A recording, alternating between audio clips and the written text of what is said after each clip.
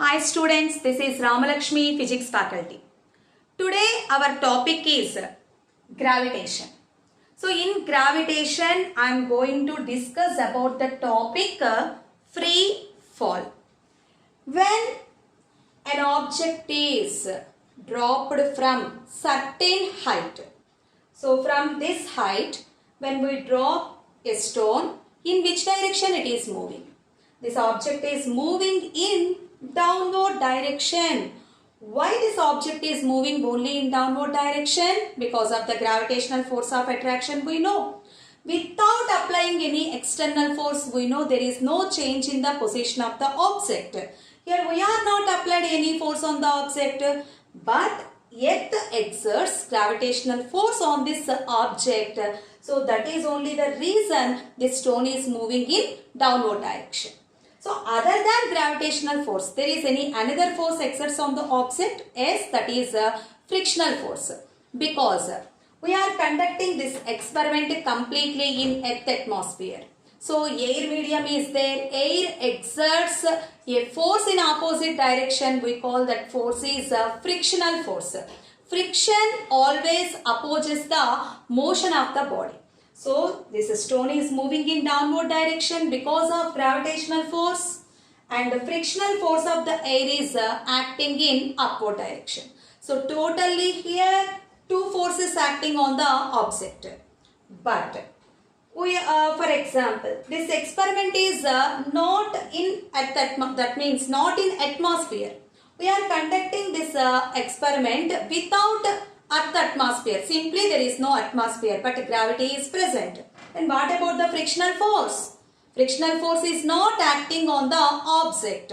So here our assumption is there is no frictional force. There is no frictional force.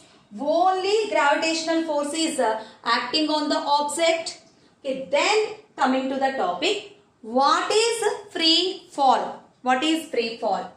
So whenever the objects falls towards the earth under gravitational force alone, only the force is gravitational force, then we called that objects are in free fall. So in case of the free fall, only the force acting on the objects, that is gravitational force.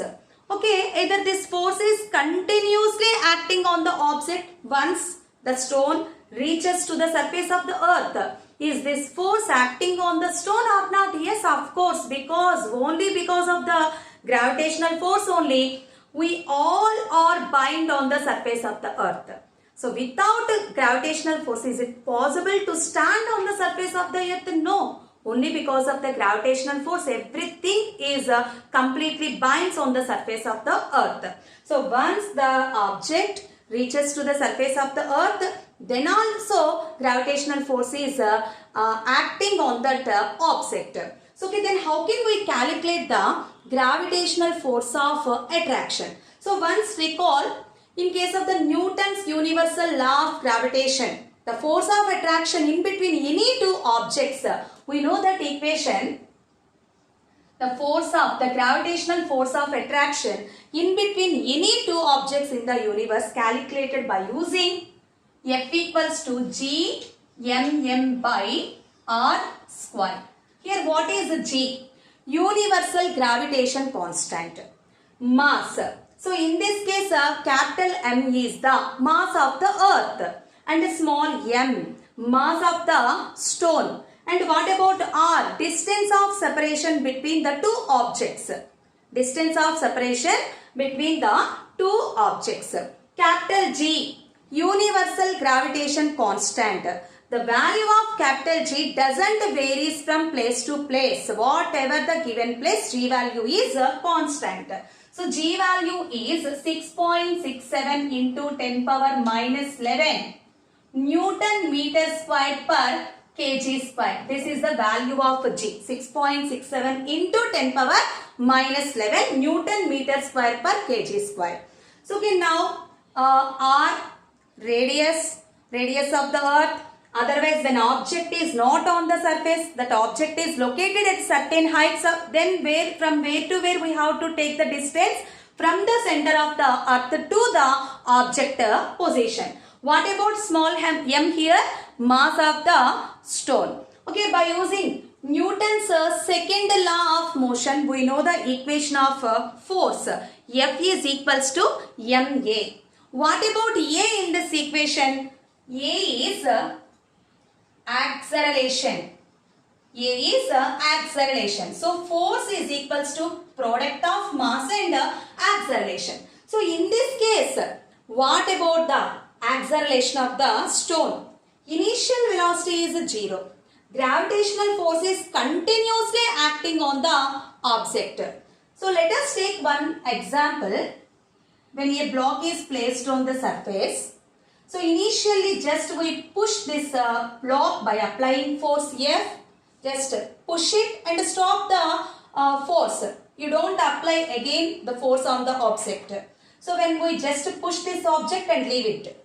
So initially velocity of the block is 0. So because of pushing, it gains some velocity. But because of the friction in between block and the surface, gradually velocity of the object decreases. At a certain point, again it comes to rest. It comes to rest. Final velocity becomes to 0. So then in this case, what about the acceleration? First of all, initially there is any change in velocity or not? Yes, changes. But it comes to rest position. Again, apply the same amount of force continuously on the block. Then what about the velocity of the body? The same force, not only once pushing and stop it. Continuously apply the pushing force on the block. So gradually velocity of the object increases. So we know the rate of change of velocity is called acceleration. That too, the change in velocity is positive. We called acceleration or positive acceleration. Maybe velocity decreases, then we called that is deceleration or negative acceleration. Here in case of the free fall, continuously gravitational force is acting on the object. Initial velocity of the object is 0, but gradually velocity of the object increases. That means it possesses the positive acceleration. In which direction? Downward direction. So here this acceleration of the object because of the gravity, that's why we called this acceleration is acceleration due to gravity. So once check the definition. What is acceleration due to gravity? The uniform acceleration produced in a freely falling body due to gravitational force of the earth is known as acceleration due to gravity. Acceleration due to gravity is denoted with the letter small g. Small g. Small g means acceleration due to gravity. And what about capital G? Universal gravitational constant. Universal gravitational constant doesn't changes from place to place. But acceleration due to gravity varies from place to place. Okay, now how can we calculate the small g value? In place of A. Okay, instead of A, take G, because here acceleration is because of the gravitational force of attraction. Let it be equation 2. And we know in between the two objects force is G mm by r square. Equation 1. Equate these two equations. So by using these two equations, write a single relation mg is equals to G mm by r square. So any cancellation on both sides here, mass of the stone on both sides get cancelled. So then what is the formula of acceleration due to gravity? G is equals to G m by r square. So it is very clear to us. Acceleration due to gravity doesn't depends upon the mass of the lighter object. Okay, it doesn't depends upon the mass of the lighter object. In this case, it doesn't depends upon the mass of the stone. It only depends upon the mass of the heavier body. In this case, that is what? Earth. It depends upon the mass of the earth. At the same time, it also here G is constant and also depends upon the distance of separation between the two bodies. Maybe object is on the surface. It depends upon the radius of the earth. So, but It is inversely proportional to the radius. It is inversely proportional to the radius. When radius of the earth at the given location is greater, what about acceleration due to gravity? It is less, decreases. So take that relation. Acceleration due to gravity is inversely proportional to the radius. Maybe radius is maximum, g value becomes to minimum. Radius is minimum, then g becomes to maximum. Acceleration due to gravity doesn't depend upon the mass of the stone or mass of the freely falling object. It only depends upon the mass of the object, okay, which exerts the gravitational force on it. So that celestial body in this case, that is what? Earth. So it depends upon mass, at the same time radius. Okay, g value is it is the same at every place. Okay, acceleration due to gravity, is it the same at every place on the earth surface? No. Why? Because the shape of the earth is not perfect sphere. Just our assumption is earth is a sphere, but actually, practically, earth is not perfect sphere. So what is the shape of the earth? Shape of the earth is oblate spheroid. Oblate spheroid. Oblate spheroid means bulging, completely outer, bulging at the equator, and the surface is completely flattened at the poles, north pole, south pole. So at that places, the surface of the earth is flattened, but at the equator, the surface is bulged outwards. So from center of the earth, let us take this point. From the center of the earth to the equator, what about the radius? And from poles to the center of the earth, radius. So now compare these two distances, where the radius is maximum. From center to equator, radius is maximum. From center to poles, radius is minimum. We know acceleration due to gravity is inversely proportional to the radius. So that means here at the poles, radius is less. Then what about the acceleration due to gravity?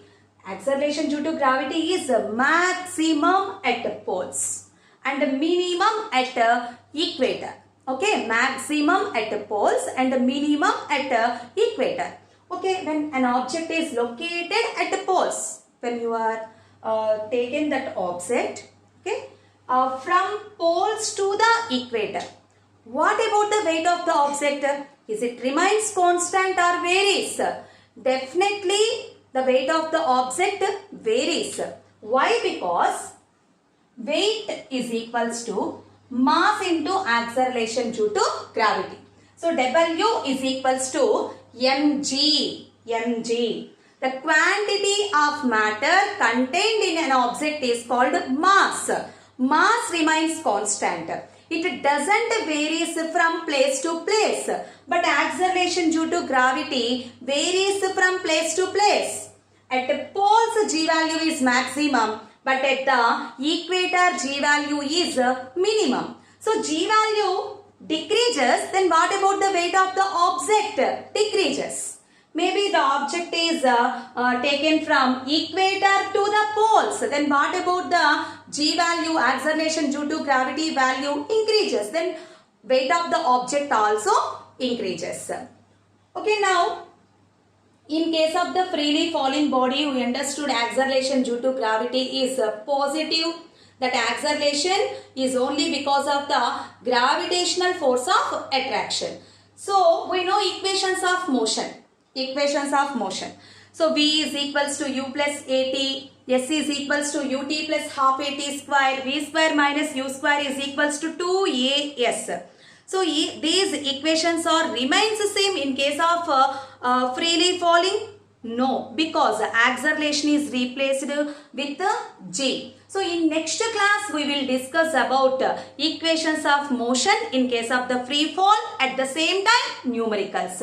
Okay, I hope this topic is clear. What is the free fall and what is acceleration due to gravity. Okay, thank you students. Bye.